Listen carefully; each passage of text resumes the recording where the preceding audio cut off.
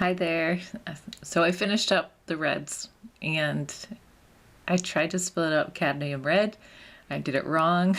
It took 2 hours to transfer the paint. I learned that if you roll the paint up, you need to have it a smaller amount of paint, but you want to roll it so that it's thinner than the tube. What happened is I tried to squeeze it in, the tube split, or the rolled up paint split and just got everywhere, got over everything. It was so heartbreaking. Cadmium red is an expensive paint, and so I managed to save as much as I could with that. And so I learned I can squeeze as much of the paint in as I can. Then I tap that a bunch of times. Then I roll the remainder onto a piece of the wax paper that has a longer position to it. Roll that up, squeeze that in, and tap a bunch of times, and that worked out really well. So that's the best technique that I have so far.